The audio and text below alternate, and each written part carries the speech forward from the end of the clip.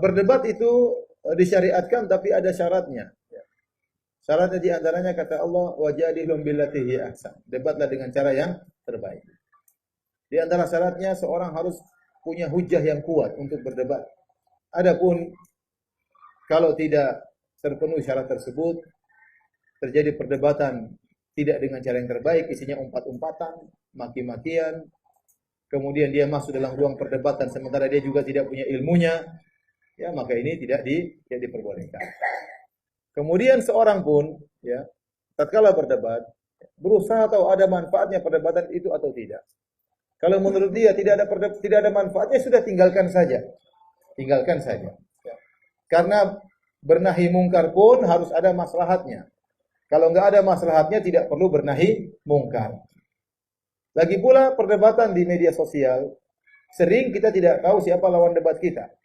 Sementara kita sudah mengeluarkan energi yang begitu banyak. Baca sini, tanya ustadz. Dia kalah debat, telepon lagi ustadz. Ustadznya yang stres ya.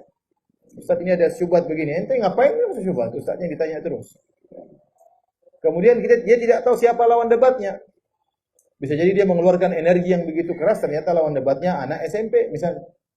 Anak SD, tapi dalam gambarnya gambar orang berjenggot, ternyata dia anak SD misalnya.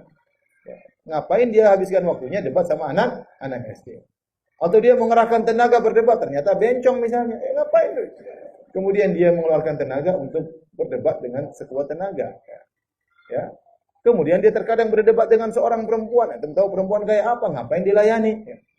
Maksud saya, sampaikan sama suami, ya, debat itu bagus, tapi kalau ternyata maslahatnya tidak ada atau mengorbankan kemaslahatan yang lain, buat apa? Dan ilmu tidak bertambah-tambah dengan perdebatan, kurang bertambah. Mending ngaji, kamu ngaji sana sini lebih bagus, ya. Semakin bertambah ilmu, semakin bertambah wawasan. Kemudian orang berdebat, hidupnya gelisah. Kenapa? Dia ingin mengalahkan lawannya, sehingga dia gelisah. Ini nggak kalah-kalah, apalagi perdebatan banyak yang nonton. Akhirnya dia tujuannya bukan untuk mencari kebenaran, tapi untuk mengalahkan apa? Mengalahkan lawan. Dan akhirnya dia keluar daripada tujuan yang benar dan akhirnya tidak ikhlas dalam perdebatan tersebut. Kalau kita sudah masuk dalam ajang perdebatan, sering setan ingin membuat kita pokoknya menang, bukan cari kebenaran. Jadi itu berbahaya. Berarti pekerjaan kita selama ini sia-sia. Kita berdebat bukan untuk cari kebenaran, tapi untuk cari kemenangan.